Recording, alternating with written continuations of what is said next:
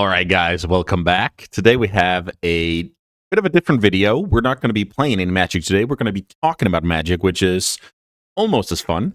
I'm going to be focusing on Legacy, and we all know that Dimir Reanimator is the deck to beat in Legacy. So what does that mean? Well, if a Reanimator deck, a graveyard deck, is the deck to beat in the format, that means each deck will have to find good countermeasures to that plan. And the format definitely does not disappoint in that regard. I did a little bit of research today, and it turns out that I could find 25 different graveyard hate cards that are played in, sure, some are top decks, some are niche decks, some are, very rare and, just not very frequent. But I still think it would be useful to kind of go over each and every one of them. What's the upside? What's the crossover? What kind of decks do they see playing? Which decks should consider playing them? And stuff like that. So hopefully you'll either get to learn a little bit whether you're on the Reanimator side of things or you're trying to make sure you don't lose to Reanimator at your next tournament. So with that being said, let's jump right in. So first up on the list, I have Kozilek's Command. Kozilek's Command is what I would call incidental graveyard hate, because the card is just in the Eldrazi decks, the Mystic Forge decks, and this card furthers their own plan, and it incidentally also checks the opponent's graveyard. So, this is a card that every time you have 3 mana up, you pass the turn, the Reanimator player can't really go for the, reanimation out of the graveyard unless, without actually thinking about this card. So, sure, we can get dazed, we can get forced, all of that jazz, but the point is, we're able to free roll some stuff into our Eldrazi / big 12-post deck or Mystic Forge combo deck, and all of a sudden we have some counterplay, which is going to be incredibly important if we're trying to beat, the boogeyman of the format. Next up, we have Ground Seal, which is another cool one that's especially saw a lot of play during the spring season. Ground Seal is especially played out of control decks where, maybe you're a Yorion deck, so you can blink this Ground Seal later on. The cantrip is important. You basically shut down. It's like a card the Reanimator deck has to get rid of. It's not a one-shot effect. It's a permanent effect. So that's going to be pretty cool in your Yorion deck. I also remember back then, people started playing out of the Reanimator deck as a reaction to Ground Seal, started playing stuff like Shallow Grave. Exhume will even do the trick, where you actually don't target the card in the graveyard, so just a little bit of cool history there. Then we have Keen-Eyed Curator, which is basically upgraded Scavenging Ooze, so slightly harder to cast, but way easier to activate. You basically play this in your Green Sun Zenith decks. Pretty nice to whenever you play like a toolbox deck, and then your one-offs just get so much more mileage, and that's also true for this card. So definitely watch out for this one. It's like pretty fast going to be a 7/7. It also disrupts, Nethergoyf, Barrowgoyf, Murktide Regent. This just disrupts a lot of things, Uro, good against Painter, against the Welders and stuff like that. So we definitely want to look for crossover usages when we're picking our graveyard hate in the format. So next up is Nile Spellbomb, which funnily enough is actually mainly a main deck card these days out of exactly, and especially Blue-Black Tempo. So this card is just, 2 mana cycle at the very worst, keeping track of the opponent's graveyard. Pumps your Nethergoyfs, your Barrowgoyfs. This is like the best main deck card available for that strategy in order to maintain a good Reanimator matchup. Then we have Lion Sash. Speaking of, the Curator and Zenith, Lion Sash is relevant with Stoneforge Mystic out of various Death and Taxes decks. You could even consider it in some of the, let's call it the newer Stoneblade decks. Lion Sash, kind of like the white Scavenging Ooze. It's an equipment that's tutorable. It's slow, but it does take care of the graveyard in the mid-game, so definitely look out for that one if your opponent has a Stoneforge Mystic at the ready. Bojuka Bok, classic pair with Crop Rotation out of various decks. It's also good with White of the Reliquary out of the black-green Cradle Control deck, and just in general, even though some of those decks are even playing Spirit Guides, so you're never really safe, and I like this a lot. It's a card that relatively low cost to put in your deck, especially if you have black cards. And Bojuka Bok is stable and has been for a long time. Then we have Endurance here, which is a card that mainly sees play out of the Cradle Control decks. You just run 4 Endurances because, it's just going to be a fine, serviceable flash threat. And if you play against Reanimator or any deck that cares about the graveyard, all of a sudden, bonkers. So Endurance, definitely a stable that's here to stay. I remember it saw a lot of plays in Rhinos as well, especially when, Dragon Race Channeler and Delver were on top of the metagame.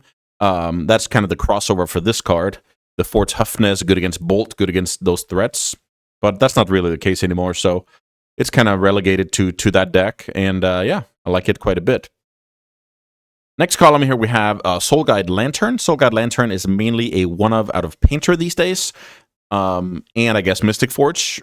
The card Ursa Saga is basically what leads you into playing Soul Guide Lantern. Once again, you can cycle it. If it doesn't do anything, it's going to win you games. If you have a tutor for it, it's like having, 5 copies. Sure, it's kind of a slow if you need to get it via Ursa Saga, but the point still stands that is huge utility over the course of a match, let alone a tournament. So nice card overall. Agatha's Soul Cauldron is a graveyard hate piece that also sees play out of Painter because it has synergy with its own deck, right? So you can combo off with the Phyrexian Devourer using this card, and you control the opponent's graveyard, shrink Nethergoyfs. If you keep it untapped, the opponent can never go for reanimation on, Archon or Atraxa. 2 mana can be a bit rough, but, this is just another example of if Reanimator did not exist, you would never base your Painter deck around this combo because it simply wouldn't be worth it over the course of the field. You need the crossover of being a combo card and being a hate card for this card to be viable. Cool artwork to boot. Now we have some niche ones here, speaking of Halloween season. So Jack-O-Lantern is a weird one that Oops All Spells has incorporated to basically play around Graveyard Hate itself. With the bottom ability, but if you draw the cards, you can just, play it out, and if you keep up 1 mana, you're kind of holding the Reanimator deck in check, so pretty annoying crossover here that this card both can beat, Graveyard Hate itself, and it also is a Graveyard Hate card. Kind of the same with Memory's Journey here. This is also a card that can kind of get you if you're on the Reanimator deck. The Oops All, you have some kind of stall, we're going for Atraxa, and then all of a sudden, Memory's Journey is like a counterspell. It's not going to be major or anything. It's just good to think about. Then we have a card like Cling to Dust, which is also a very classic main deck card. It sees a very niche play, but, can see play out of, Grixis control decks, stuff like that. It's basically a card that just will get rid of a key card in the opponent's graveyard, can just, cantrip to get things going, look for your land or whatever. And in the later stages of the game, you can actually take over with a little bit of card advantage. Very niche, but I wanted to mention it. Next column here, we have Doughty Voidwalker. Doughty Voidwalker saw a ton of play back in spring, where everything was about the blue-black deck when Grief was legal. So we kind of had this before the printing of Psychic Frog as our 2-drop. I remember it surpassed Bowmasters in that slot. The format was just very focused on the graveyard. I think this card is actually quite decent. One of the biggest downsides these days is you really want to be sitting on your basic lands to not get, wastelanded, to not get blood mooned, etc. So the double black can be a bit rough sometimes. But I actually think it's kind of a cool card. You can argue it's sometimes too late. You play this turn 2, the opponent responds with an Entomb, and then it didn't really do anything. But yeah, pretty cool. Once more, if you're playing, I can't remember the name. I think the name, the guy's username is Flost. Usually plays these mono black decks, very metagame tuned, and it's just annoying. Like your opponent goes Dark Ritual, Thoughtseize, Voidwalker, or I guess you want to flip that order to get the upside of Voidwalker. But the point is, this card is waiting in the trenches. If the format becomes more and more graveyard centric, playing cards like this is going to be awesome. That's also kind of a main deck card. Could be a sideboard card as well, of course. Then we have Emperor of Bones, which is mainly, I guess that's actually the main reason that Voidwalker doesn't see a ton of play. This is a bit more flexible when it comes to the casting cost, and but it's less, it's less of a hate card when it comes to the actual graveyard. So Emperor of Bones is a card that has synergy with your own fatties out of the graveyard and can kind of tamper with the opponents. I will say, with my experience in these blue-black mirrors, you don't really just expose creatures in your graveyard for this card to eat. So, that utility is a bit lower than the surface level suggests. But yeah, this is just pretty cool. Sometimes you just have a solid beater. Sometimes you control your opponent's graveyard. Sometimes you enable something broken out of your own graveyard. Very, very cool utility card out of, various mid-range decks. I've even seen Death and Taxes splash black for primarily Emperor of Bones. So yeah, pretty awesome. Unlicensed Hearse. This card saw a ton of play back in spring as well, in the Grief era. out of especially Ancient Tomb decks, where you simply just need it to have main deck Graveyard Hate. And the thing about hers is, sure, it's Graveyard Hate, but it's also going to attack your opponent at some point. So this is not just a ley line, quote-unquote ley line. This is also something that is going to kill your opponent given enough time. So I like Unlicensed Source. 2 mana these days can be, a bit stiff, but I like it a lot. Containment Priest, that's a good one out of the various white decks.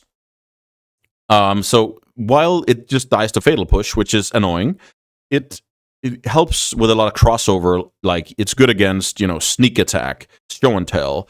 It's good against Zenith and Natural Order. So if you expect, Nadu decks and Reanimator decks, maybe Containment Priest is a good one. Also, it's 2 durable with Recruiter of the Guard, so at least the first copy should be, mandatory in Death and Taxes decks. Surgical Extraction is kind of the classic Graveyard Hate card. I remember you played it out of your, Izzet Delver decks, Grixis Delver decks, stuff like that. It's good for that deck that it's an instant, flips the Delver, triggers the Channeler, you can exile it to Murktide Regent, it's a 0 mana. Also, if you play against, cards like Uro, it's going to be awesome to get rid of all Uros. I'm sure there are other combo decks where it's nice to get rid of all copies, like, Force of Will, Show and Tell, exile them all, and some niche usages there. These days, this card is competing with Fairy Macabre a lot on the, 0 mana interact with reanimation. This card will get dazed and forced, so it doesn't see a ton of play these days. We can start with the Macabre here in the next column. So Fairy Macabre, it has really been the go-to, kind of 2024 surgical. You can play it in any deck. The ability is not counterable with counterspells, that is. Sure, you can Stifle, but that's going to be very rare. So as a Reanimator player, you probably have to Thoughtseize this out of your opponent's hand. You have to, play into it and try and go off out of the graveyard twice. So yeah, very annoying card. I like it a lot. These days, and especially in Stompy decks, where you can just tap out for your threats, still keep up this card. It's kind of competing with Leyline of the Void, so I guess we should compare those two. So Leyline of the Void is the card that in your opener is going to be better than Fairy Macabre a lot of the time, mainly because it shuts down everything from Goyfs to Reanimation to Murktides, and it's not a one-shot effect, right? So you get to keep this in play. The downside is it can get bounced by Brazen Borrower. Another downside is when you draw it later in the game, it's most likely going to be bad. So Leyline is high variance, and one thing that I will say is, these days, from the point of view of the Reanimator deck, it's very nasty when you have to guess whether the opponent has Leylines or Macabres. Like, that's very, very sad to get wrong, right? Just imagine, you have Brazen Borrower, it's not exciting in the mono-red matchup, for instance, and then the opponent does not start with Leyline, but they just have Macabre as a response to your Animate Dead or whatever. So, Leyline, high variance, very strong. Grafdigger's Cage is a cool one where, if you expect to, have the luxury of getting the turn, not getting Thoughtseize, not getting, dazed or countered, Grafdigger's Cage, it's a permanent way to say, my opponent cannot reanimate. So, obviously, that's great. The crossover uses for Cage is kind of the same as Containment Priest. It's mainly going to be good against, the Zeniths of the world, the Court of Callings, the Natural Orders. So if Nadu sees a lot of play, I really like Cage as my sideboard hate, because generally these kind of fair blue-black decks-ish also have a hard time with, creature toolbox decks. So yeah, I like Grafdigger's Cage a lot for that crossover. And then we actually have a new exciting one here. Ghost Vacuum. So this card is very hard to evaluate. So 1-mana artifact can tap to exile a card from a graveyard. So great. My opponent now needs to, overwhelm me with double fatty, double reanimation in the yard, which is very tough without an active Psychic Frog. And this is just a card that will keep on getting better as the game progresses. Eventually, I'll get 6 mana and get a copy, 1/1 flying copy of all creatures exiled. So I've done my fair share of ghost vacuuming. I've been, getting Atraxas, Trolls, Tamiyo, Psychic Frogs, Bowmaster, stuff like that. And that's a really nice boon to this card being just a graveyard hate that also ensures, in quotation marks though, that you win the longer game. So I like this a lot. A lot of decks should play it.